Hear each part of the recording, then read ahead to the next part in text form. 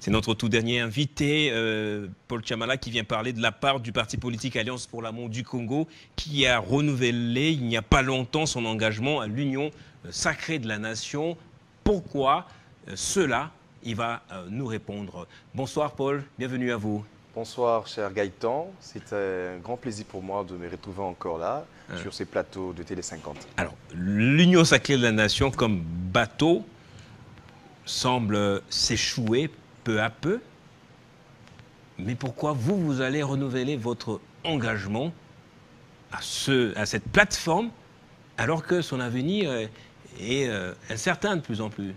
Pendant que c'est le contraire de ce que vous dites, oui. L'union sacrée ne fait que s'agrandir de plus parce qu'il y a un engouement. Si vous pouvez vous rendre au siège national de l'Union sacrée, vous verrez combien de partis politiques partent pour renouveler leur engagement. Ce qui a été le cas pour mon parti, Alliance pour Ça veut dire quoi d'abord le renouvellement de l'engagement? Pourquoi on le fait?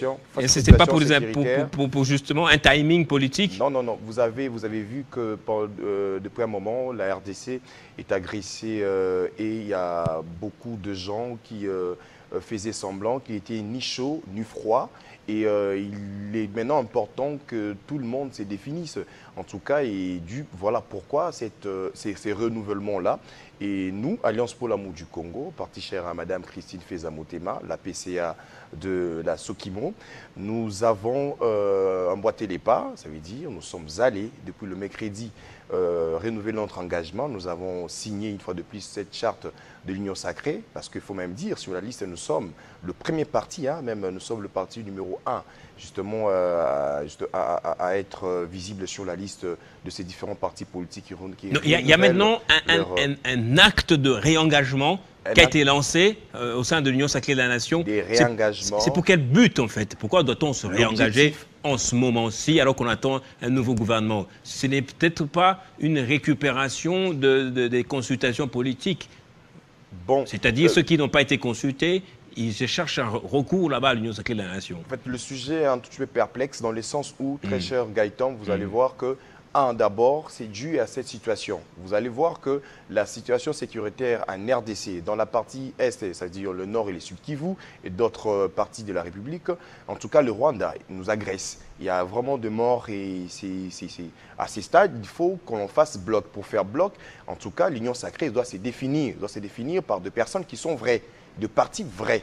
Parce que moi, mon parti est membre de l'Union sacrée comme parti politique. Vous allez comprendre avec moi. Donc, c'est vrai aussi qu'il y a un gouvernement du national qui est envisagé, et ce qui est aussi une meilleure des choses. Mais ces gouvernements-là... Est-ce que vous avez été consulté?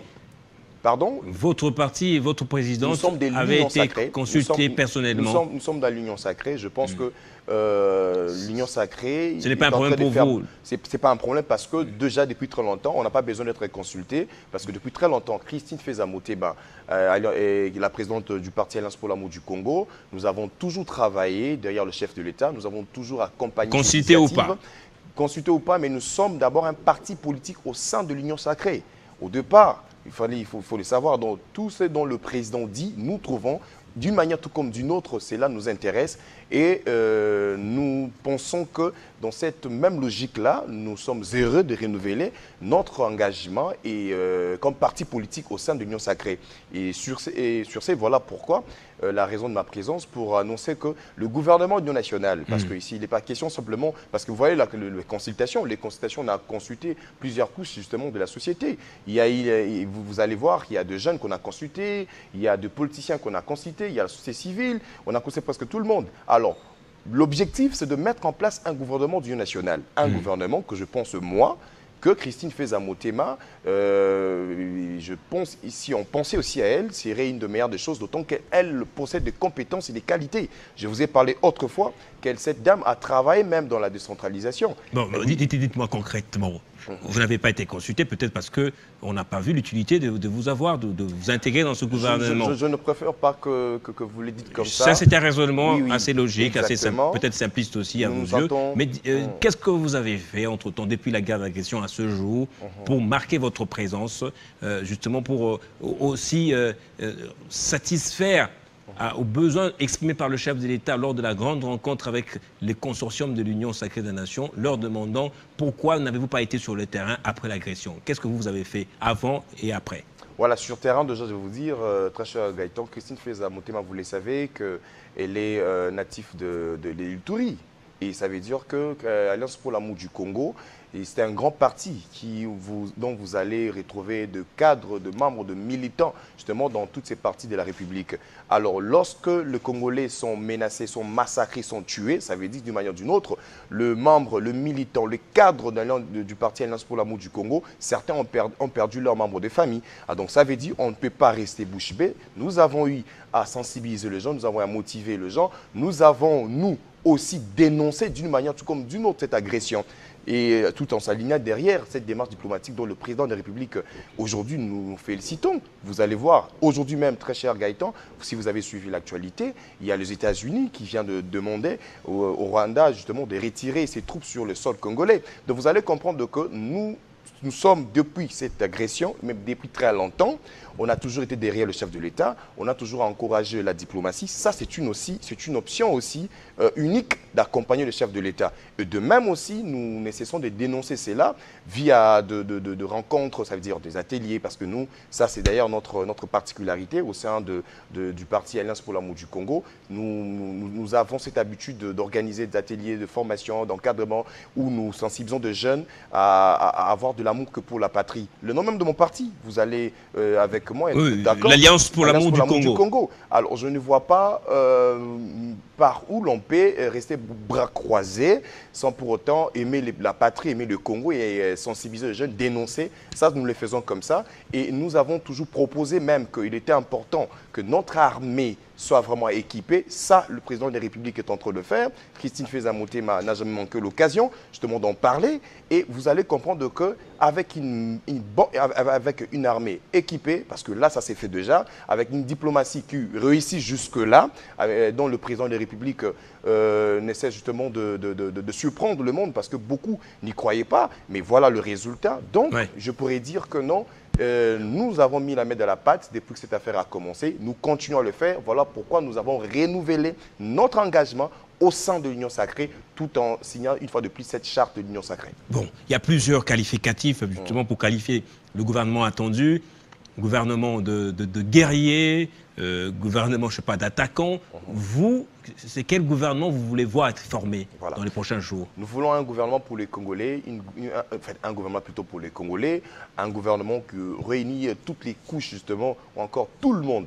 Vous allez comprendre qu'ici, il n'est pas question d'être majoritaire au niveau de l'Assemblée nationale. Il n'est pas question que moi, autant de députés provinciaux, voilà. Non, non. Ici, il est question d'un gouvernement pour les Congolais. Un gouvernement qui va nous aider à mettre fin définitivement justement à cette guerre. Parce que cette guerre, vous le savez, le Congo, pour que les choses avancent, il nous faut la paix. Alors, c'est ces gouvernements-là, dont je vois, moi, personnellement, Christine Feza Motema aussi, parmi les femmes, parce que le président de la République, vous allez comprendre avec moi, très cher Gaëtan, une fois même l'a dit, qu'il rêvait, lui, un jour, s'il n'est pas au pouvoir, que ce soit une femme qui dirige le pays. Donc, ce qui est chose, nous autres, nous trouvons qu'il est il est vraiment important d'en tenir compte. Vous allez voir même ici, le président de la République, lui, c'est vrai qu'il a toujours été fort du point de vue diplomatique, mais avec une dame au niveau du ministère des Affaires étrangères. Avec une dame à la tête du gouvernement, avec Wagner. C'est la seule personnalité du gouvernement qui fait un peu l'unanimité. Je ne pense pas que toutes les femmes travaillent. On a Christine Feza Motema qui est la PCA de Sokimo. Vous allez voir cette dame-là. Vous allez voir d'autres femmes qui évoluent. Mais je vais vous parler aussi, très cher Gaëtan, par rapport à... Voilà, elle est là d'ailleurs, Christine Feza Motema. Là, vous voyez, c'est lorsqu'elle était en train de signer la charte. On est en train... De votre réengagement au sein de l'Union sacrée des nations. Total justement au sein de l'Union sacrée, parce qu'elle ne nous a jamais montré, Christine Feza Motema, tout ce qu'elle n'a jamais voulu au sein du parti, et qu'elle nous a conseillé de ne jamais être versatile. Alors il faut garder la position, il faut aller jusqu'à la fin, il faut accompagner le chef de l'État, le président de la République, parce que c'est lui le garant de bon fonctionnement des institutions, et ce n'est qu'avec le président de la République que le Congo obtiendra justement gain de cause. Parce qu'on ne peut pas faire avec les étrangers. On ne peut pas faire avec de personnes qui aiment le Congo, qui combattent, qui tuent le Congo. On ne fait qu'avec des personnes qui aiment le Congo. Puisque le président de la République, Félix Tshisekedi, aime le Congo. Et c'est un président, justement, qui conduit tout un bateau. Christine Feza Motema, parmi les éléments, la présidente du Parti Alliance pour l'amour du Congo, nous a toujours prêché de respecter le président, d'aimer les institutions et d'accompagner le chef de l'État. Ici, je ne veux parler pas toujours, je vous ai parlé de femmes. Vous allez comprendre, regardez, vous avez la guerre qui dérange la partie est de notre pays. Il y a une perte énorme de vies humaines, il y a de blessés. Je vais vous parler d'une dame aussi qui est l'actuelle directrice nationale du Centre national de transfusion sanguine. Docteur Liliane Bouiza. Docteur Liliane Bouiza. Vous voyez de femmes, cette femme elle est au front depuis qu'elle est là, mais personne n'en parle. De collecte de sang pour apporter de l'aide, pour apporter soutien aux victimes justement pendant cette période très cruciale. En tout cas, moi je pense qu'il faut des femmes pareilles, penser, accompagner, soutenir.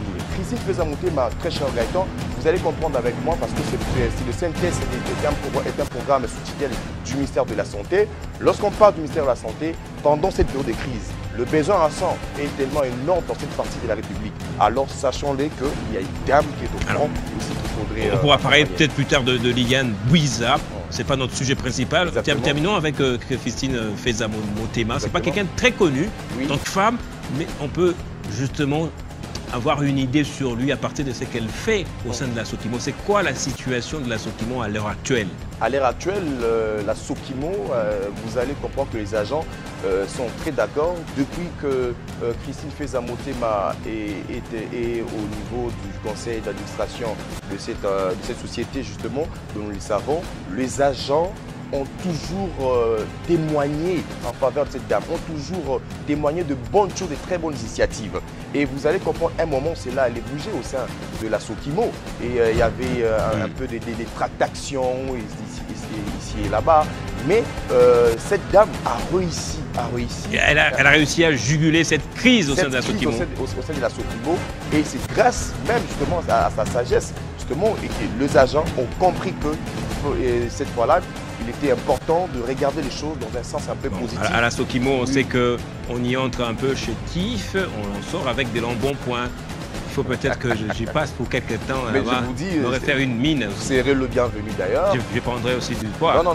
Si vous voulez voir Christine Feza Motema, je pense que j'organiserai cela. On attendra voir justement.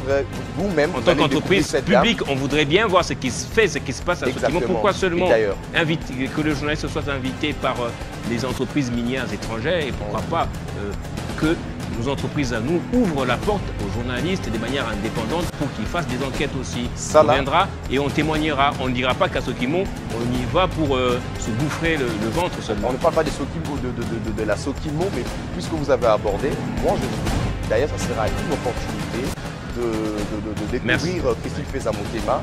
Et je pense à la sortie justement, à la sortie de la Sokimo, vous allez venir témoigner ici. Je serai sur votre plateau.